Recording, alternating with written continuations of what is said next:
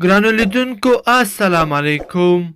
پام راګرځوم د نن ورځې تازه مهم او وروستیو خبرونو ته. پایلې له ولسمشر اشرف غني څخه کوو. ولسمشر محمد اشرف غني نن ملت ته د خپلې وینا پر مهال ومنله چې انس حقاني او دوه نور لوړپوړي طالبان په مشروط ډول د افغان امریکایي پوهنتون له استادانو سره تبادله شوي دي. ولسمشر غني وویل انس حقاني او دوه نور طالبان په دې شرط د افغان امریکایي پوهنتون استادانو سره تبادله شوي چې دا ډله به له افغان حکومت سره د سولې مخامخ خبرو ته کیني، هغه څه چې طالبانو هم منلي دي. ورځو د انتخاباتو کمیسیون ته. ټاکنو کمیسیون وایي د ځینو ستونزو له امله پایلې بیا پر وخت نشو اعلانولی. ټاکنو کمیسیون د یوې خبرپاڼې په خپرولو سره ویلي د ځینو ستونزو له امله ښایي بیا هم د ټاکنو لومړنۍ پایلې پر خپلې ټاکنې نیټې اعلان نشي.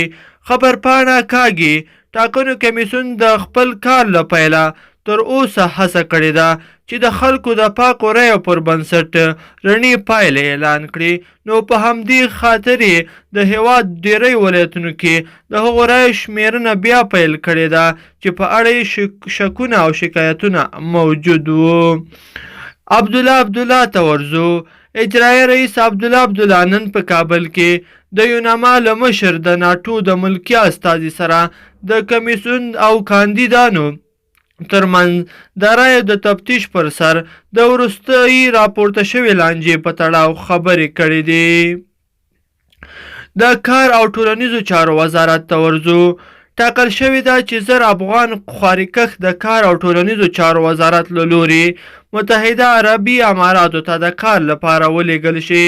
د یاد وزارت ویاند عبدالفتاح حشرت احمدزي ویلي کار او ټولنیزو چارو وزارت په پام کې لري چې متحده عربي اماراتو ته 1000 کسان د کار لپاره ولیږي.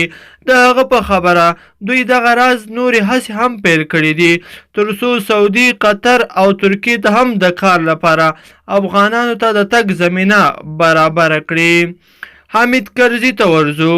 د هېواد پخوانی ولسمشر حامد کرزي د پکتیا ولایت په ځاځي ولسوالۍ کې د تېرې شپې د بې پیلوټې الوتکې په بمبارۍ کې ملکي وګړو ته د اوښتې مرګ ژوبلې له امله خواشیني څرګنده کړې او دا پیښې په کلکو ټکو غندلې ده. تېره شپه اریوب ځاځي کې 7 ملکي وګړي وژل شوي چې ښځې او ماشومان پکې شامل دي. ګرانو کتونکو او مینهوالو په دې هیله چې دغه ویډیو مو خوښه شوې وي، که مو خوښه شوې وي در سره لایک کړئ او نورو دوستانو سره هم شریکه کړئ. مننه.